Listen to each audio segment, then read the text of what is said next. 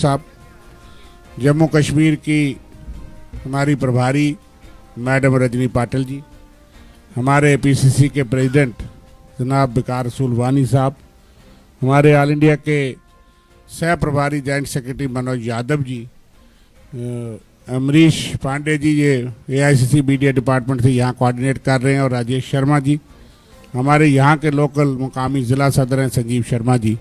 आप सब पत्रकार बंधुओं का बहुत बहुत धन्यवाद।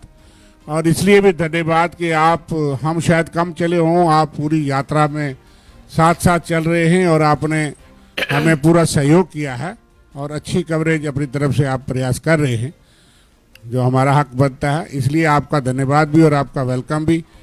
आज के प्रेस वार्ता के लिए मैं दरख्वास्त करूंगा जयराम रमेश जी से कि वो आपको इसके प्रोग्राम के बारे में बताएंगे आगे। शुक्रिया शर्मा जी। साथियों, आज भारत जोड़ो यात्रा का 128वां दिन है और आज सुबह लगातार 7 बजे से लेकर करीब 1-1:15 तक भारत जोड़ो यात्रा चली है और आज सुबह करीब 21 किलोमीटर हमने कवर किया है। 2 ब्रेक पॉइंट थे और पहले चाय के ब्रेक पॉइंट में राहुल जी की मुलाकात 30-35 वकीलों से हुई थी जो जम्मू और कश्मीर हाई कोर्ट में प्रैक्टिस करते हैं, जाने माने वकील हैं। उनके बारे में हमारे पीसीसी अध्यक्ष और हमारे प्रभारी आपको जानकारी देंगे। और आज दोपहर को भारत जोड़ो यात्रा नहीं होगा, रात को यहीं हम रुकेंगे सांबा में, और कल भी सुबह ही भारत जोड़ो यात्रा होगी। कल भी करीब 22 किलोमीटर हम कवर करेंगे। कल रात को हम जम्मू में रुकेंगे और परसों, जैसा कि आप जानते हैं, पत्रकार सम्मेलन राहुल गांधी जी संबोधित करेंगे। मैं 1-2 बातें हैं जो शर्मा जी आपको अवगत कराएंगे, हमारे पीसीसी अध्यक्ष जी अवगत कराएंगे और हमारे प्रभारी भी अवगत कराएंगी। उसके बाद में अगर आपके कुछ सवाल हैं हम उसका जवाब देने का कोशिश भी करेंगे। पर मैं एक बार फिर आपका शुक्रगुजार हूं कि आप लोग सब चल रहे हैं। मीडिया ट्रक में कई लोग चल रहे हैं, हमारे साथ सेवा दल की टोली के साथ कई लोग आए हैं, मेरे साथ लंबी बातचीत हुई है और आज आपने देखा है इस 22 किलोमीटर, करीब 22 किलोमीटर के स्ट्रेच में कितने उत्साह के साथ जनता भारत जोड़ो यात्रा का स्वागत इन्होंने किया है, राहुल जी का स्वागत किया है। कुछ जगहों हमें देखने को मिला कल भी और आज भी। मैं आलोचना नहीं कर रहा हूँ, पर सिर्फ कहना चाहता हूँ, कल भी मैंने देखा और आज भी मैंने देखा कुछ जगहों में लोग को आने नहीं दिया जा रहा था सड़क पर, पुलिस उनको पीछे ही रख रही थी। मैं किसी की आलोचना नहीं करता हूँ, पर मैंने देखा कि कई लोग आना चाहते थे सड़क पर, स्वागत करना चाहते थे भारत जोड़ो यात्रा का, पर उनको पीछे धकेल दिया गया। पर उसके बावजूद भारी मात्रा में लोग आए हैं। आज तो बिल्कुल मैं समझता हूँ बहुत उत्साहजनक, भरपूर तरीके से भारत जोड़ो यात्रा का स्वागत किया है। जम्मू में भी ऐसा ही होगा, हमें पूरा विश्वास है, और उसके बाद कश्मीर में भी। ये बात साफ है कि राहुल गांधी जी का जो संदेशा है, का जो सब पैगाम है, सद्भावना का, अमन का, शांति का, मोहब्बत का, भाईचारे का, वो जनता में गूंज रही है और जनता जान गई है कि भारत जोड़ो यात्रा एक गंभीर प्रयास है भारत जोड़ने का, हमारे समाज में नफरत को तोड़ने का, और जो ध्रुवीकरण किया जा रहा है भाषा के नाम पर, प्रांत के नाम पर, जाति के नाम पर और ख़ास तौर से धर्म के नाम पर, उस ध्रुवीकरण के खिलाफ ये एक बहुत बुलंद आवाज़ है। तो बीजेपी भौखलाई हुई है। कल जम्मू के नेता ने एक प्रमुख अखबार में एक आर्टिकल भी छपा है उनका कि उन्होंने भारत जोड़ो यात्रा की आलोचना की है। उसका जवाब उसी अखबार में आज हमने दिया है। हमारे दो साथी अमिताभ दुबे और सलमान सोज का आर्टिकल छपा है।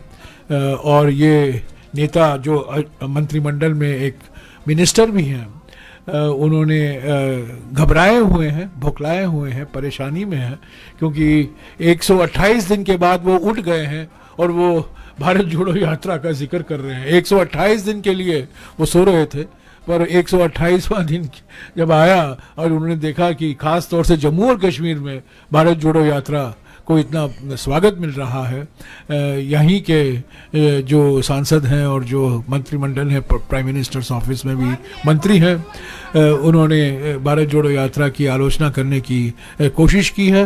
पर मैं समझता हूं जो उन्होंने जनता के सामने रखा है बिल्कुल बेबुनियाद है।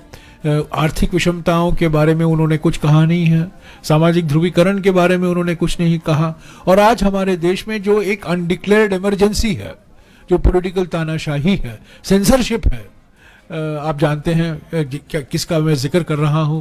पिछले 24 घंटे में आपने देखा है किस तरीके से मीडिया पर सेंसरशिप लगाया जा रहा है। ये सब बिल्कुल ये साफ है कि हमारे देश में अनडिक्लेयर्ड इमरजेंसी है और एक ही व्यक्ति का शासन, एक ही व्यक्ति की हुकूमत चल रही है। मैं अभी शर्मा जी से गुजारिश करूंगा कि एक जो हादसे हुए हैं जम्मू में, उसके बारे में आपको कुछ बताएंगे। उसके बाद पीसीसी अध्यक्ष संक्षिप्त में कुछ बोलेंगे, और उसके बाद में रजनी पाटिल जी आपसे बातचीत करेंगे। शर्मा जी। साथियों, कल दो हादसे हुए जम्मू शहर में। आप जानते हैं कि बम ब्लास्ट हुए एक के बाद एक, और एक बुजालता में भी हमने एक ब्लास्ट देखा, आईडी टाइमर ब्लास्ट था। और ये गंभीर चिंता की बात है कि इतनी हाई सिक्योरिटी अलर्ट के बावजूद भी आतंकवादियों ने जम्मू शहर में, ये दूसरी वारदात है कि सिद्रा में ही, जहां कल राहुल जी को रात को कैंप पे रुकना है, वहां पिछले दिनों 4 आतंकवादी जो है वो एनकाउंटर हुआ। और इस दौरान जबकि यात्रा यहाँ है और उसके नज़दीक ही कल 2 ब्लास्ट होना, ये अपने आप में एक प्रश्न चिन्ह खड़ा करता है, चिंता का विषय है। हम मानते हैं कि सिक्योरिटी अलर्ट है, सिक्योरिटी एजेंसीज अपना अच्छी तरह से काम करते हैं, लेकिन ये जो दावे हैं कि पिछले दिनों एनकाउंटर होना इसी इलाके में, शहर में, और डांगरी में इतनी बड़ी हत्या होना, वो निर्मम हत्याएं, और उसके बाद सरकार के वो दावे कि हमने जम्मू में आतंकवाद का खात्मा कर दिया। आपको पता है 31 दिसंबर को ये दावे किए गए और 1 जनवरी को ही वहाँ निर्मम हत्याएं की गई माइनॉरिटी कम्युनिटी की। तो कल भी जो हुआ, गंभीर चिंता व्यक्त करते हैं। हम आतंकवाद के खिलाफ एकजुट होकर के लड़ते हैं, लेकिन यहाँ उनको सराहना भी करते हैं कि सिक्योरिटी फोर्सेस अपना काम करती हैं, वहाँ इनकी निंदा करने के साथ साथ चिंता भी व्यक्त करते हैं। हमें भी अपने नेता की सुरक्षा की बहुत चिंता है। हमने तमाम जो एलजी एडमिनिस्ट्रेशन और सिक्योरिटी एजेंसीज की एडवाइजरी गाइडलाइंस के मुताबिक बिल्कुल व्यवस्था उसी तरह से की, सीमित भी की, लेकिन उसके बावजूद इस तरह की घटनाएं होना चिंताजनक है। मैं इतना ही कहूँगा इस मौके पे, और सरकार से मांग करूँगा कि आतंकवाद के विरुद्ध और कड़ा किया जाए और माइनॉरिटी की किलिंग्स और इस तरह की वारदातों पे और अंकुश लगाया जाए। मैं पीसीसी प्रेसिडेंट विकास सुलवानी साहब से कहूँगा वो आपसे बात करें। सब साथियों को सलाम है और आदाब पेश करता हूं। जैसा कि जयराम रमेश जी ने कहा कि भारत जोड़ो यात्रा आज 22 किलोमीटर चली, और आपने देखा मैं सांबा और जो कुठवा का कुछ थोड़ा सा एरिया था, सब लोगों का बहुत बहुत शुक्रगुजार हैं। हम कांग्रेस पार्टी की तरफ से उनका शुक्रिया करते हैं कि जिस उत्सव से आप सब लोगों ने देखा कि हजारों की तादाद में भीड़ जो है वो राहुल गांधी जी के स्वागत में खड़ी थे, और किस तरीके से किन दिल की गहराइयों से, किस प्यार से, किस मोहब्बत से वो राहुल जी को भाई कर रहे थे, टाटा कर रहे थे, और राहुल जी उनको आगे से और प्यार बांट रहे थे। सिक्योरिटी के कारण राहुल जी ज़्यादा उनके साथ मिल नहीं सके, लेकिन काफ़ी लोगों से वो बुला के उनसे मिले। तो मैं ये कहूँगा कि जो जयराम जी ने कहा कि जो इमरजेंसी इस वक्त अनडेमोक्रेटिक इमरजेंसी जो इन्होंने अभी लफ्ज यूज किया, उसका सबसे ज्यादा असर जो है वो जम्मू कश्मीर में। मैं आपको ये कहूंगा कि मैंने 2008 में इलेक्शन लड़ा, उसके बाद आज तक 2 ही इलेक्शन हुए, 15 साल होने लगे और एक टर्म तो आधे में ही खत्म कर दी। और ऐसी इमरजेंसी लगी है कि एक आदमी और उसके सारे सहयोगी जो बाहर के स्टेटों से जम्मू कश्मीर पर राज कर रहे हैं। तो मुझे लगता है अब लोगों को पता चलने लगा है कि जम्मू कश्मीर में सताए हुए लोग हैं बीजेपी के शासन से, जो उन्होंने हमारे स्टेट के हिस्से किए, यूटी बनाए, और अभी लैंड का जो मसला चल रहा है, गरीबों से जमीनें छीनी जा रही जो सैकड़ों साल से उनके पास थी, जो मकान उन्होंने 5-10 मरले में बनाए थे, डोजर लगाए जा रहे हैं। एक काम भी 8-10 साल में, जो 9 साल बीजेपी रही, 3.5 साल वो इलेक्टेड में रहे और उसके बाद वो गवर्नर, अब 9वां साल चढ़ गया, गवर्नर रूल लगा के बैठे हैं। एक काम भी बोलो कोई अच्छा काम किया उन्होंने? तो मैं ये कहूंगा कि लोग जो है सताए हुए हैं जम्मू कश्मीर के, और लोग चाहते हैं बदलाव। और राहुल गांधी जी एक बहुत बड़ी किरण है, राहुल जी को एक किरण से देखते हैं, कांग्रेस पार्टी को एक उम्मीद से देखते हैं लोग, और इंशाल्लाह मुझे यकीन है आने वाले वक्त में एक बहुत बड़ा बदलाव होगा। वो बदलाव 2 दिन की यात्रा में हमें नजर आ रहा है। कुठवा में जो यात्रा चली, हजारों की तादाद में भीड़ ने स्वागत किया, और आज आपने देखा, आप खुद चल रहे थे कि बगैर गाड़ी घोड़े के बुलाए हुए खुद महिलाएं, बच्चे, बुजुर्ग, मजदूर पेशा लोग अपना कामकाज, दुकानदार अपना कामकाज छोड़ के राहुल जी की खिदमत में जो है उनको प्यार मोहब्बत के लिए खड़े थे। तो मैं इन्हीं अल्फाज से ये कहूंगा कि आने वाले वक्त जो है बदलाव का होगा, और एक बहुत बड़ा बदलाव होगा, और डेमोक्रेसी जम्मू कश्मीर में बहाल होगी और कांग्रेस पार्टी से होगी। Thank you very much. मैं जयराम जी से, रजनी पाटिल जी से गुजारिश करूंगा कि वो कुछ शब्द बोले। आप सभी को मेरा नमस्कार।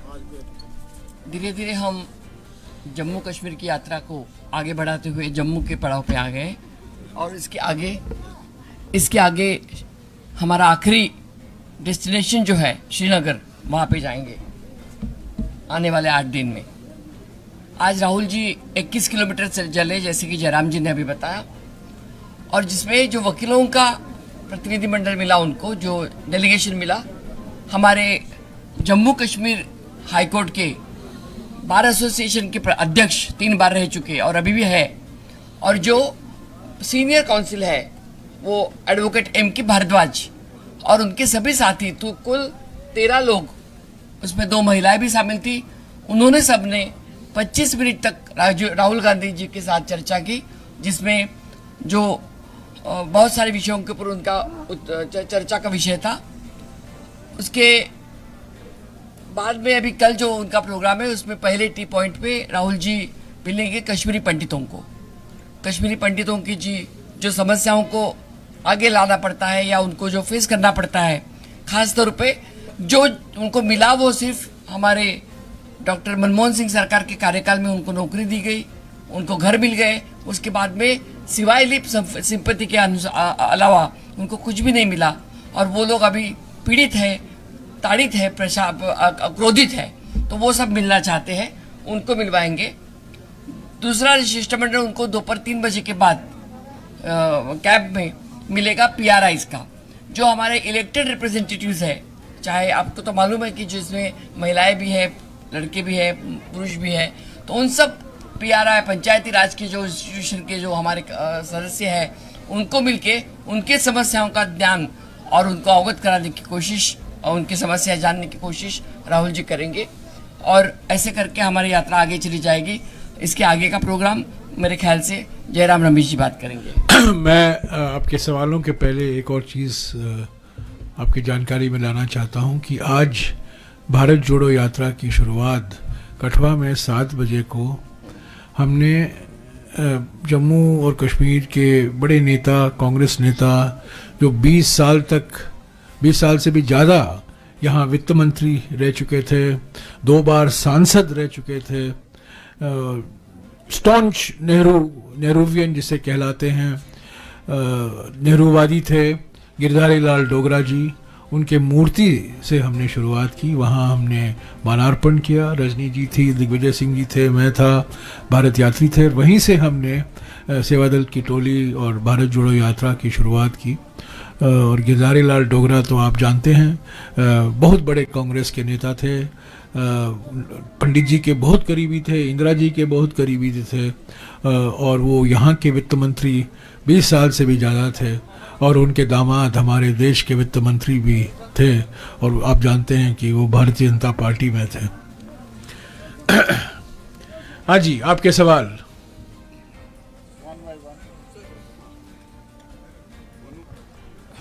Hello. Lot of senior leaders were invited, including Dr. Farooq Abdullah. So was Dr. Karan Singh also invited, and if not, why? Every senior leader has been invited. I think Rajni Patil will inform you. All senior leaders have been invited. And yesterday, Dr. Karan Singh spoke at a function in New Delhi, and he welcomed the Bharat Jodo Yatra and supported and applauded Mr. Rahul Gandhi's efforts through the Bharat Jodo Yatra. But I'll ask Rajni ji to give you more information in detail. I personally spoke to him, and he said that in this situation I cannot come because of my health, because he is not well. So he said I cannot travel so much and I cannot walk even, but my all best wishes are there, so I will talk to Rahul ji. That's what he said. I hope you will recall that Dr. Karan Singh is a very young 92. So, he is with the spirit. He is with the Bharat Jodo Yatra in spirit. I believe he spoke yesterday or the day before yesterday at a function where he applauded Mr. Rahul Gandhi's efforts. But physically, he may not be in a position to actually walk. Mike लीजिएगा, एक एक करके। हाँ, भाजपा लगातार कटाक्ष कर रही है भारत जोड़ो यात्रा पर कि सबसे पहले राहुल गांधी अपना स्टैंड 370 और पीएचडी अलायंस को लेकर जो है वो क्लियर। देखिए, मैंने बार बार इस सवाल का जवाब दिया है, ये डाइवर्जनरी टैक्टिक है। ये भारत जोड़ो यात्रा के बारे में हम बोल रहे हैं, ये प्रेस वार्ता भारत जोड़ो यात्रा पर है, राजनीतिक मुद्दे नहीं हम इस पर बातचीत करेंगे। राजनीति उसके बारे में अलग से वार्ता हम भेंट वार्ता में हम बातचीत करेंगे। राहुल जी आपका उनका स्टैंड का स्पष्टीकरण देंगे। अभी के लिए हम भारत जोड़ो यात्रा में निकले हुए हैं और बीजेपी की ओर से पहले दिन से प्रयास किया जा रहा है भारत जोड़ो यात्रा को बदनाम करने में और उन राहुल जी की छवि को बिगाड़ने में और बिल्कुल फजूल की बातें उठाने में। पहले टी शर्ट, बाद में कंटेनर, बाद में जूते, अलग अलग तरीके के मुद्दे उठाए जा रहे हैं। ये सब गंभीर मुद्दे हैं। आर्टिकल 370 गंभीर मुद्दा है बिल्कुल, पर सबसे बड़ा मुद्दा ये है जम्मू और कश्मीर में लोकतांत्रिक प्रक्रिया कैसे आप वापस लाएंगे इस राज्य में। और ये राज्य भी नहीं रहा, अभी यूटी है, ये तो अभी होम मिनिस्ट्री का एक अटैच्ड ऑफिस बन गया है। तो कब सवाल ये उठता है जम्मू और कश्मीर में चुनाव कब होंगे, जम्मू और कश्मीर को फिर से फुल स्टेटहुड कैसे मिलेगा, यही तो मुद्दे हैं। हाँ जी सर, एक नाम बोल देंगे। हाँ, अपना नाम सर, राजू शर्मा, स्टेट समाचार से। सर, मैं जानना चाहता हूँ कि कांग्रेस को आखिर जो भारत जोड़ो यात्रा है उसका मुख्य उद्देश्य क्या है। आप कल परसों नहीं आए थे तो मुझे दोहराना पड़ेगा। कुछ लोग यहाँ थे तो मैं उनसे माफ़ी मांगूंगा कि मैं दोहरा रहा हूँ जो मैंने पहले कहा है। हमारा मुख्य उद्देश्य ये है कि हमारे समाज के सामने, हमारे लोकतंत्र के सामने, हमारे देश के सामने 3 बड़े खतरे दिखाई देते हैं। पहला, आर्थिक विषमताएं बढ़ रही हैं महंगाई के कारण, बेरोजगारी के कारण, गलत जीएसटी के कारण, नोटबंदी के कारण, हम दो हमारे दो के कारण आर्थिक विषमताएं बढ़ रही हैं। ये बड़ा खतरा है। दूसरी बात, चुनावी फायदे के लिए सामाजिक ध्रुवीकरण को प्रोत्साहन दिया जा रहा है, धर्म के नाम पर, जाति के नाम पर, प्रांत के नाम पर, भाषा के नाम पर, आरएसएस और बीजेपी की ओर से। ये भी बड़ा खतरा है। और तीसरा बड़ा खतरा यह है कि आज राजनीतिक तानाशाही हकीकत बन गई है। एक व्यक्ति हुकूमत कर रहा है, संविधान का नजरअंदाज किया जा रहा है, संवैधानिक संस्थाएं कमजोर किए जा रहे हैं, संवैधानिक संस्थाओं का दुरुपयोग हो रहा है, और जैसा कि मैंने पहले कहा, अभी हमारे देश में अनडिक्लेयर्ड इमरजेंसी है। तो ये 3 बड़े खतरे हैं। लोग बार बार पूछते हैं आप भारत जोड़ने में निकले हुए वो कौन तोड़ रहा है? मैं कहता हूं, कांग्रेस पार्टी कहती है कि तोड़ने वाले बीजेपी और आरएसएस हैं, और उनके नियत और नीतियों के कारण आर्थिक विषमताएं बढ़ रही है, सामाजिक ध्रुवीकरण बढ़ रहा है, और राजनीतिक तानाशाही हकीकत बन गई है। इसके खिलाफ हम हमारी आवाज उठा रहे हैं। इनके बारे में राहुल जी जनता को उजागर करना चाहते हैं कि ये खतरे हैं। एक बात और कहूंगा मैं कि हर पार्टी विश्वास करती है कि हमारा देश, हमारा लोकतंत्र, हमारा संविधान अनेकता में एकता के सिद्धांत पर है, पर कांग्रेस पार्टी एकमात्र पॉलिटिकल पार्टी है जो न केवल अनेकता से एकता में विश्वास करती है, बल्कि अनेकता से एकता, न केवल अनेकता में एकता, not only unity in diversity, पर अनेकता से एकता, यानी कि यूनिटी थ्रू डाइवर्सिटी। अगर आप अनेकताओं को दबाएंगे तो एकता खतरे में है। तो राहुल जी का मकसद भारत जोड़ो यात्रा में यह है कि हम हमारे देश के अनेकताओं को सम्मान दें, हमारे देश के अनेकताओं को पहचाने, और हम हमारे देश के अनेकताओं का जश्न मनाएं, ताकि हमारी एकता मजबूत हो। चुनाव से कोई लेना देना नहीं है भारत जोड़ो यात्रा का। भारत जोड़ो यात्रा विचारधारा की यात्रा है। विचारधारा के आधार पर हम बीजेपी आरएसएस से मुकाबला करने के लिए हमने भारत जोड़ो यात्रा निकाला है। भारत जोड़ो यात्रा एक इवेंट नहीं है, एक मूवमेंट है, एक आंदोलन है, एक जन आंदोलन है, ये इवेंट नहीं है। शर्मा जी ने उसका जवाब दिया है। मैं कह रही हूँ कि जो तयशुदा कार्यक्रम है कांग्रेस पार्टी के 30 जनवरी तक, क्या वो वही रहेंगे या उसमें कुछ बदलाव किए गए हैं सिक्योरिटी कंसर्न्स को देखते हुए? शर्मा जी,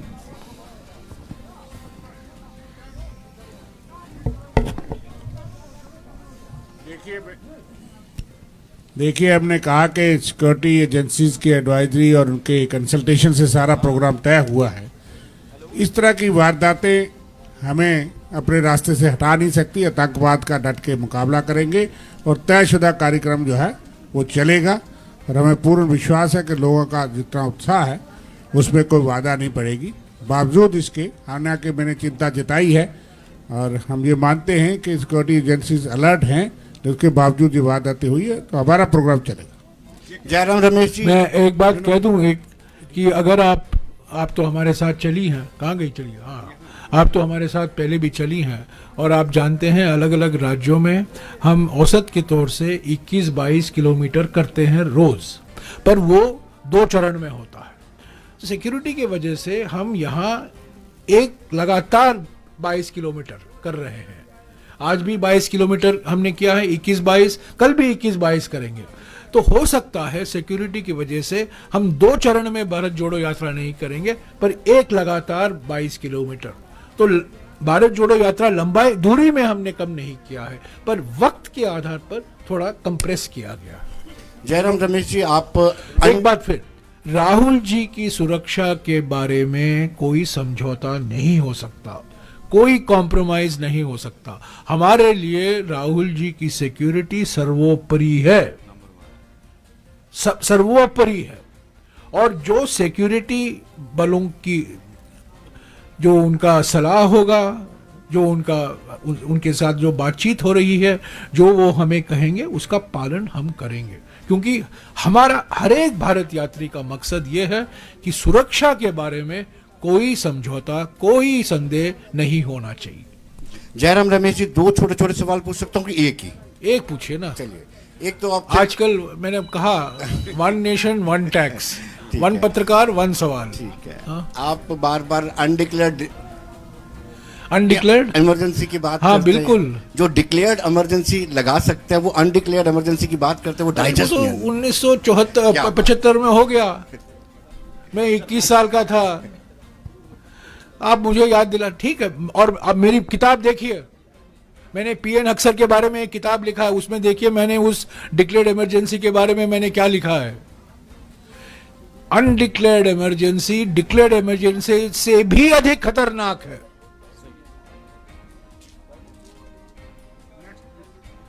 ये एक लोकतांत्रिक दिखावा जो देते हैं ना, ये डेमोक्रेसी की आत्मा को इन्होंने खत्म कर दिया है। सिर्फ चुनाव होते हैं इसका माने नहीं है हम लोकतंत्र हैं। फ्रीडम ऑफ स्पीच, प्रधानमंत्री कहते हैं freedom of speech.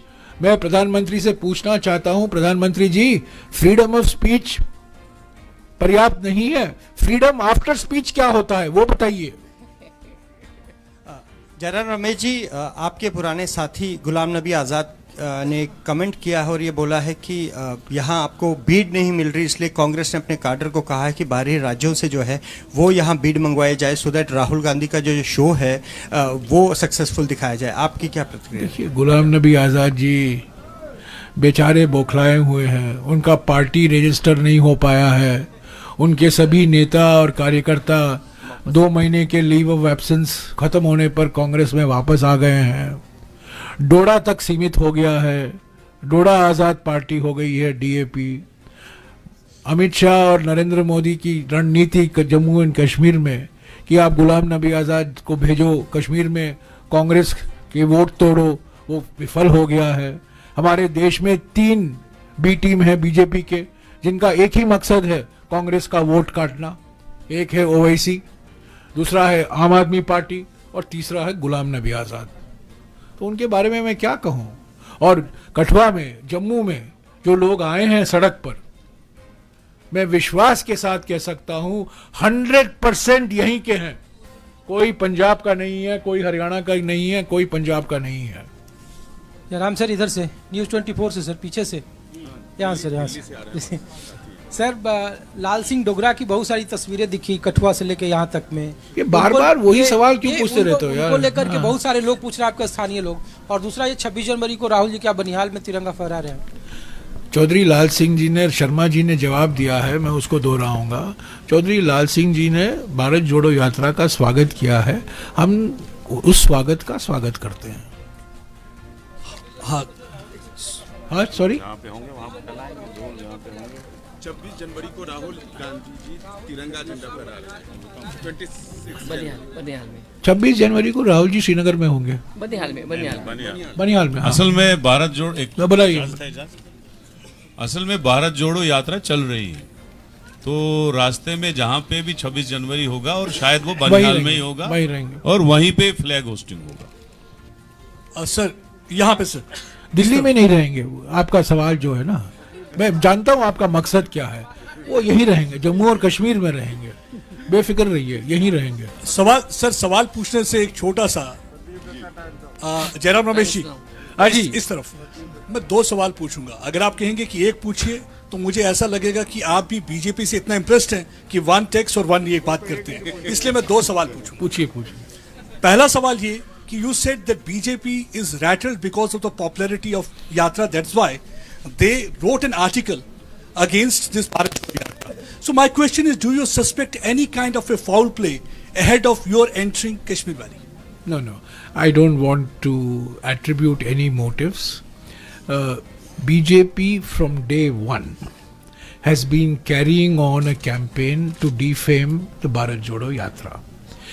In BJP ruled states, Karnataka, Madhya Pradesh, Maharashtra and Haryana, determined efforts were made to stop the Bharat Jodo Yatra. But the Bharat Jodo Yatra was very successful in all the BJP ruled states. Now, I don't think that the BJP expected that the Congress party will take out Bharat Jodo Yatra, number one. I don't think the BJP expected Bharat Jodo Yatra to have such a great public response, number two. And number 3, I don't think that the BJP expected that we would sustain the Bharat Jodo Yatra now for 128 days and another 8 days remaining. So they have made every effort to defame it. Now Dr. Jitendra Singh has suddenly woken up after 128 days to discover that there is a Bharat Jodo Yatra, and he writes an article is completely, I mean, I have said so before and I don't mind repeating it. There is a tribe called historians, but the RSS and the BJP specialize in a tribe called distortians. The job of the distortion is to distort history, and Jitendra Singh is one of the, along with Kiran Rijiju and many others, are very distinguished members of this distortions club. We have responded, two of my colleagues, incidentally, this is the two colleagues, one is a Dogra and one is a Kashmiri. So it is a Dogra Kashmiri Jugalbandi which has taken on Jitendra Singh. Please read the Indian Express today, and you will see the response to the lies that are being peddled by Dr. Jitendra Singh. So my second question. Second question. My second question is that I asked a question to Farooq Abdullah because government has started a policy of dismantling ecosystem of terror. What they are doing, they are demolishing houses of terror commanders. So when I asked this question to Farooq Abdullah, he said this is revenge politics and this will alienate people. So what is the Congress stand on this? Do you also believe this is revenge politics and is going to alienate people? I'm not going to get into the specifics of what you're saying, but a Congress party's stand has always been an uncompromising fight against terrorism from whatever source it arises. We should not have any compromise in dealing with either the perpetrators of terrorism or the sponsors of terrorism. Our stand is very clear. Sir आगे की राजनीति में जम्मू कश्मीर की राजनीति में क्या but let me also say this कि BJP की राजनीति, हमारे प्रधानमंत्री की राजनीति प्रतिशोध की राजनीति है, उत्पीड़न की राजनीति है। राजनीतिक विरोधियों के खिलाफ जिस तरीके से संस्थाओं का दुरुपयोग किया जाता है, जो उनके खिलाफ हैं, जो विपक्ष की पार्टी हैं, उनके नेताओं के खिलाफ जो एजेंसियों का खिलाफ इस दुरुपयोग किया जाता है, मैं समझता हूं ये बिल्कुल भय, डर और प्रतिशोध फैलाने के लिए है। हमारे प्रधानमंत्री एफडीआई में बहुत विश्वास रखते हैं, हमेशा कहते हैं मैंने एफडीआई लाया, एफडीआई आ रहा है। उनके लिए एफडीआई का माने क्या है? फॉरेन डायरेक्ट इन्वेस्टमेंट नहीं, एफडीआई माने fear, dissipation and intimidation.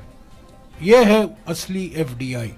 Sir जो आगे की राजनीति है जम्मू कश्मीर की, क्योंकि हमने देखा जब लखनपुर आए थे राहुल गांधी जी, फारूक अब्दुल्ला ने बड़ा वार्म वेलकम किया उनको और उन्होंने भी रिस्पॉन्ड अच्छा दिया। क्या आगे की राजनीति में यहाँ कोई फ्रंट बनने वाला है बीजेपी के खिलाफ, जो कांग्रेस, पीडीपी, नेशनल कॉन्फ्रेंस का कोई फ्रंट बनने वाला है? क्योंकि राजनीति भारत जोड़ो यात्रा किसी फ्रंट बनाने के लिए नहीं निकाला गया है। Bharat Jodo Yatra has not been started to create any front. Bharat Jodo Yatra has been created to leave nafrat behind. नफरत छोड़ो, भारत जोड़ो। We are talking non political language, we are talking the language. Rahul Gandhi ji बार बार कह रहे हैं सद्भावना, भाईचारा, प्रेम, शांति, मोहब्बत। So whether what will happen politically, time alone will tell. Time alone will tell. The Bharat Jodo Yatra is not a platform for discussing issues of political unity for other political parties. Though there will be other platforms. Yes. We are a political party. We are not an NGO. We are not a group of sannyasis. We are a political party. And the Bharat Jodo Yatra is aimed at fighting the divisive politics of the BJP. Yes. Sir, my question is last question.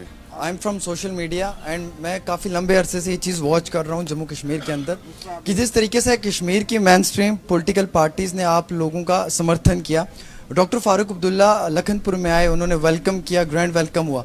क्या कल को PhD alliance को Congress support देगी?